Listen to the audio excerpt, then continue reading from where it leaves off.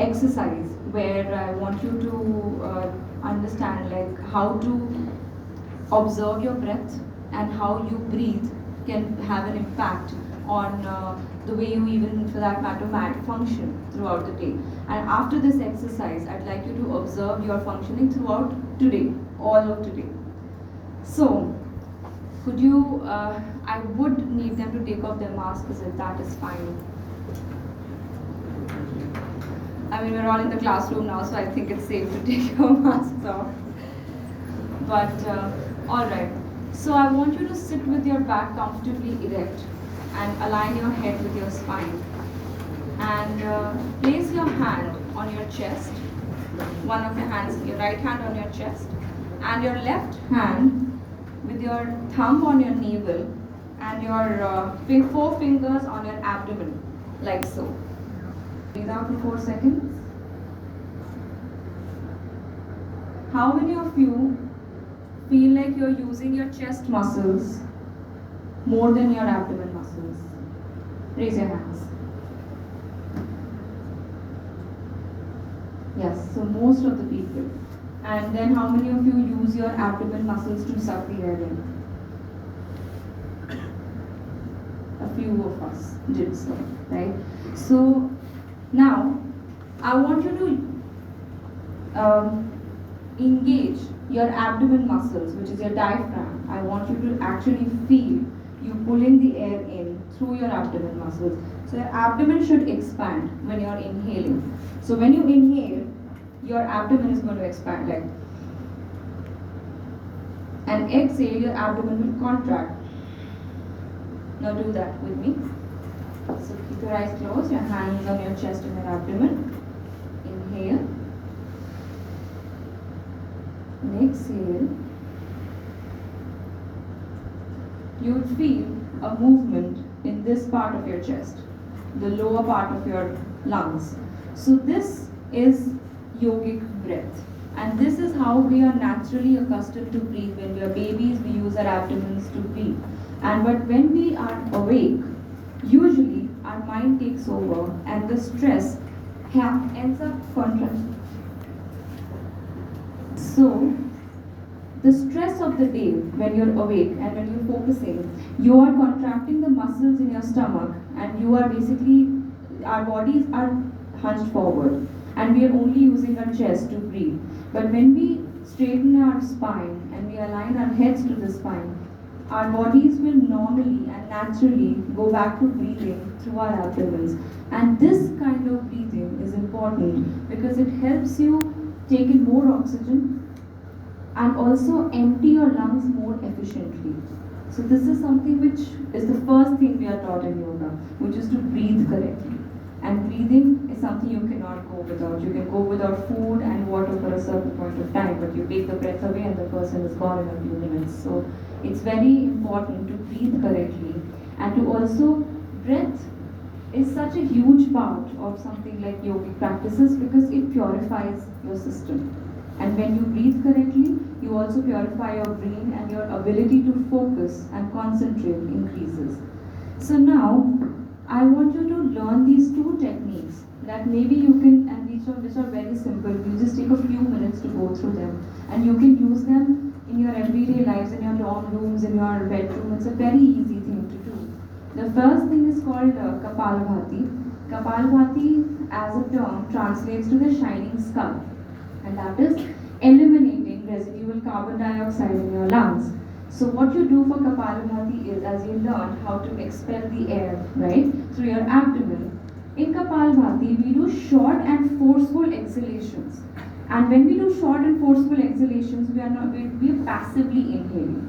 Alright? We don't do active inhalation. We do active exhalation and we do passive inhalation. Alright?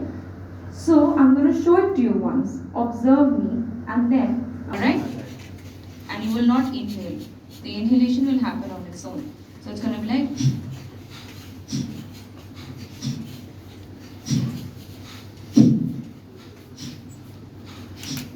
Now don't do this.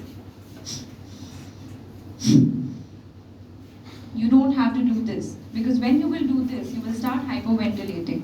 So while doing Kapalabhati, if you feel dizzy, that means you're inhaling also actively. So inhalation will happen on its own as the diaphragm is going to relax, right? So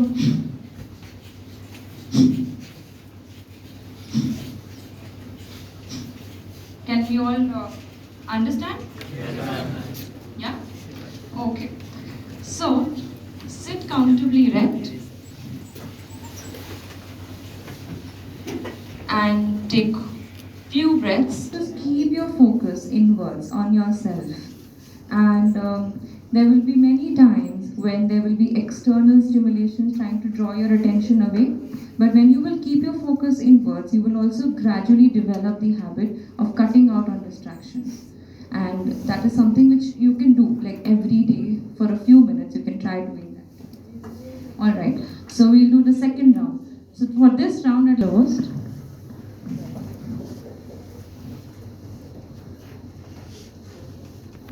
exhale, exhale, exhale, exhale, exhale, exhale, exhale, exhale, exhale.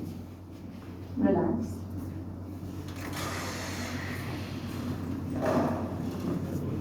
We'll do one last round of Kapalabhati. And during this time, when you are keeping your eyes closed, just gradually bring your attention to between your eyebrows. So try to concentrate on this point. Alright? Okay. Let's start. Exhale. Exhale. Exhale. Exhale. Exhale. Exhale. Exhale. Exhale. Exhale. Exhale. Exhale. Exhale. Exhale. Exhale. Relax. Breathe normally.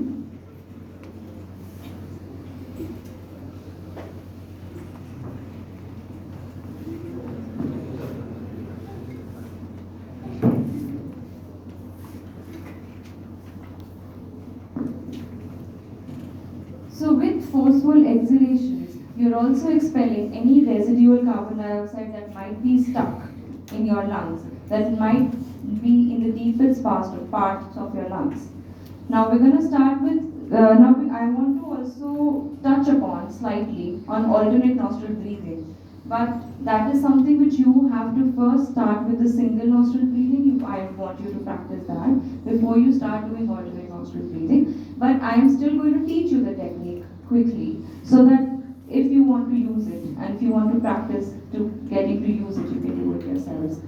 So with your right thumb, cover your right nostril. Inhale from the left, 2, 3, 4. Now with your right ring finger,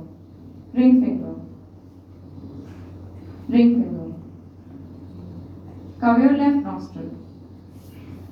Exhale right. Inhale right. And exhale left.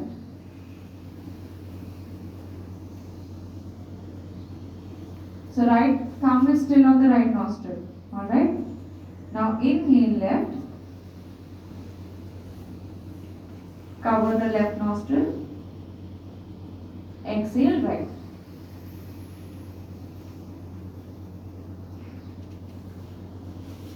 This is one round of Anupam. So we can now do like 5 rounds of Anupam. Alright? So cover your right nostril.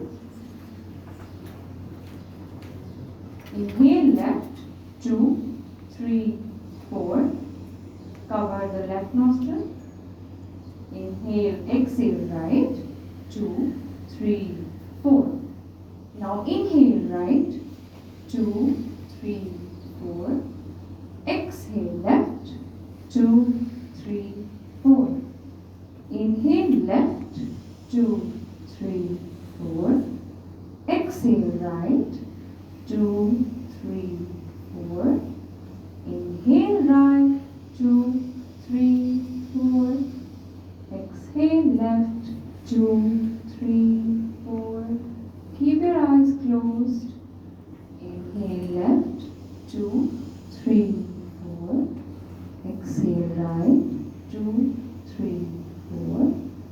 Inhale right, 2, 3, 4. Exhale left, 2, 3, 4. Inhale left, 2, 3, 4. Exhale right, 2, 3, 4. Inhale right, 2, 3, 4. Exhale left, 2, 3, 4. Inhale left, 2, 3, 4. Exhale right, 2, 3, 4. Abdominal breaths.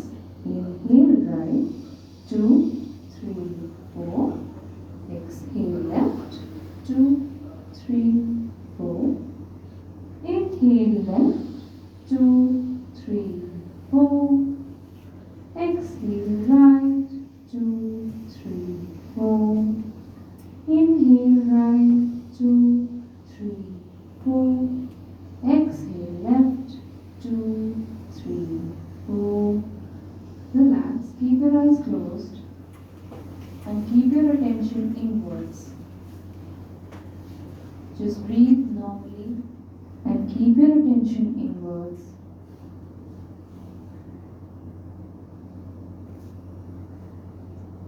Relax your lungs and relax your face completely and stay like this for the next few minutes.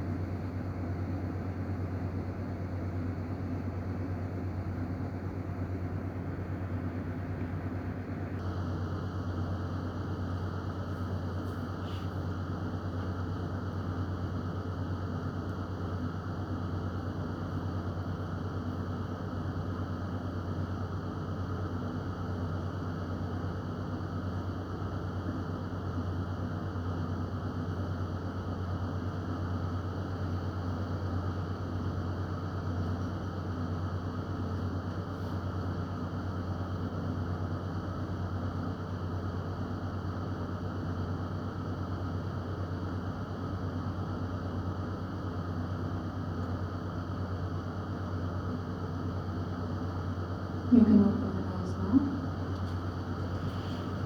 Wear your masks if you want to now.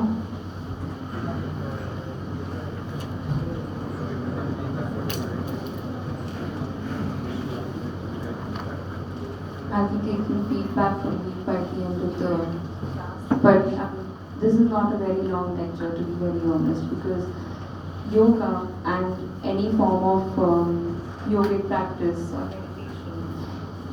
there's so much that is talked about that is already out there. There are so many researchers and so many medical facilities now internationally that have yoga therapy centers, and it's a huge part of their wings. And now there's so much research going into why gentle and slow recovery movements and stuff like that is important for your bones and your for healing. And one thing, like a few things that I want to just quickly go over with you. There are 5 points of yoga, which are the most important and essential parts of meditation and yoga. The first point is proper exercise, which are called the asanas in yoga. Yogic exercises, they oppose violent movements and they focus on flexibility and the health of one's spine. So as flexible and as strong one's spine is how yoga determines the youth and the vitality, and that it will directly impact the vitality and the functionality of a human body. And the spinal health is considered to be the most important, and especially the back and the strength of the back. So yogic exercises, they focus a lot on building the muscles of your core and your abdomen and your upper part of the body. They're very important for the balance and asana as a word essentially means the seat or something where you can be for hours. So every asana is meant to be held for hours. So gradually a yogi practices to reach a point where you hold a posture or an asana for an hour. So in the ancient Indian history itself, we know of yogis who have sat in one posture or one position for many years, and that is only possible through actually taking the seat or any asana in a way in which all your muscles stay in that posture. Now, this directly impacts the healthcare system because many a times it's not, I mean, I have gone through an illness at a time when the biggest problem that I faced was that I was feeling so low morally that even though I was receiving all the medical attention, but when a human being loses their moral support or when they start feeling low or they start getting anxious or depressed because of a physical ailment, that starts to slow down the process of recovery, or that might cause other issues along with the issue that person is already facing. So it's very important to focus on your mental health along with your physical health. So as practitioners of medicine, I think one of the jobs that doctors do more than writing medication is motivating the patients that they are going to be fine and that they are in good hands.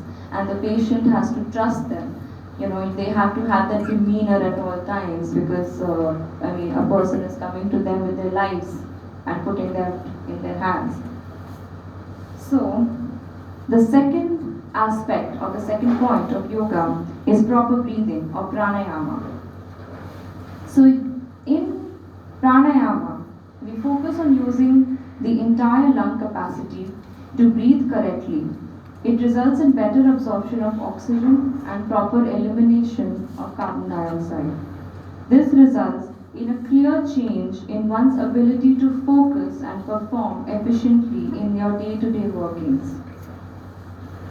This is a very important aspect of yoga, and many times, many years are spent on focusing on how to breathe correctly. Because most of the times we are breathing incorrectly, and that along with the wrong posture, along with many a times sitting in one angle for a very long time, this results in a deformity which might be too small for a medical, for it to be a medical issue. But then over the years, we project our bodies to disalignment, to misalignment. So through yoga, the main focus is to come back into alignment, and all of the philosophy basically wants to take the practice this world. The third point of yoga is proper relaxation.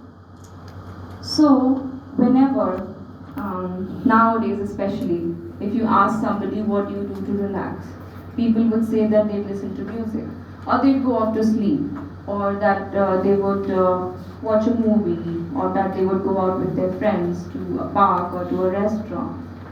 But in yoga, proper relaxation is threefold.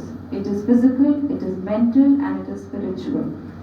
Physical relaxation is absolutely essential for us because, if we are not going to shut down, we are eventually going to burn out. But mental relaxation is equally important, and mental relaxation cannot happen if you keep feeding your brain with outside stimulus.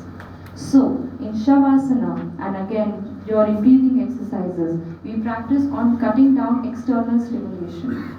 So when our brain is completely cut down from outside stimulation is the only time we can actually experience proper relaxation. And spiritual relaxation comes through meditation on self or on thoughts like that I am pure consciousness. Because throughout our lives we are wrecked with worries and thinking about what am I doing and why am I doing this and all those things. But you have to reach a place where you acknowledge the fact that you are in this place because you deserve to be, and you are somebody who is a part of the pure and the bigger consciousness. So we are not small ants or nobodies walking around this planet. We are strong people and we can impact everybody around us in ways in which we think we may not be able to. But it does not even matter whether you impact anybody around you or not. It is about you realizing that a part of God resides in yourself. So in yoga, especially, spiritual relaxation is extremely essential because the search of the soul or the worries of the soul are to be quietened, and for that meditation or samadhi, the dhyana, meditation, dharana are different aspects of yoga which are practiced for that. I'm not at all a lecture person, guys, by the way. I'm being forced to take a lecture, so I'm doing it, but fine. I'm more of a let's do yoga together kind of person. Okay, so the fourth point of yoga is proper diet, and that is a session that will be taken by a nutritionist right after me. She's a great nutritionist, and so I'm not going to go much deeper into it, but as medical practitioners, I mean, I guess you guys already know that what can a diet do.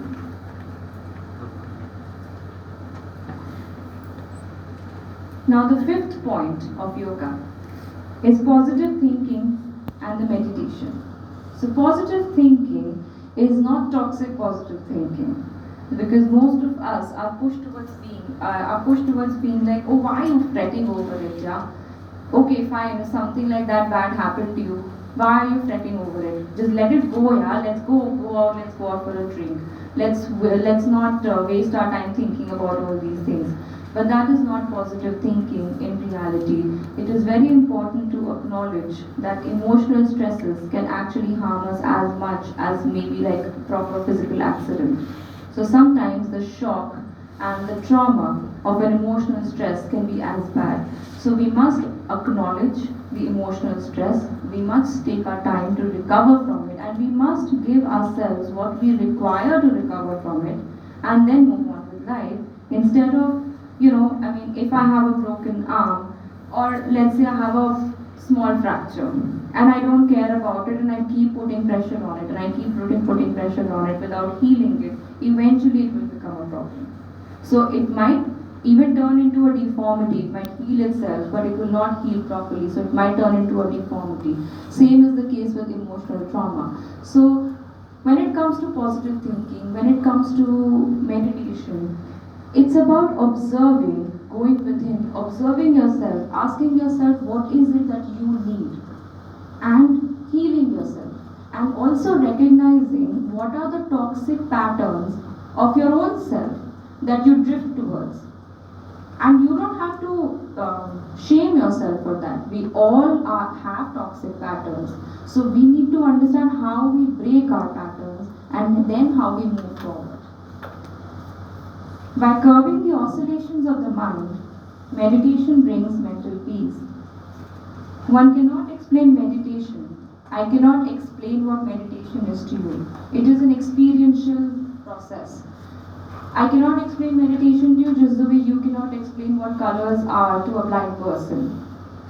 So this is something only you can perceive when you experience it. One falls asleep by creating situations for falling asleep. Like you set your bed, you switch the lights off, you close the curtains, you change into comfortable clothes, you drink water and you lie down, you close your eyes. But I cannot teach you how to sleep, right? You gradually fall asleep on your own. That is something which is an inherent quality in all of us. And same is the case with meditation. We can create situations around us to fall into meditation. Things like we can correct our body posture, we can clarify our brain, we can calm ourselves through breathing exercises. And after a point of time, a yogi starts to fall into meditation on their own. So, as and when, if any of you will practice some or a few exercises, you will start noticing that the inherent quality in you to meditate will be awakened on its own. So, if you are interested, let me tell you, nobody can teach you how to do it because you already know how to do it. So in a yoga class or like let's say a yoga practice, usually Then in 1 hour of practice, we'll give you 1 hour of exercise, 1 hour of deep relaxation, and 1 hour of meditation through developing the concentration within every pose. So in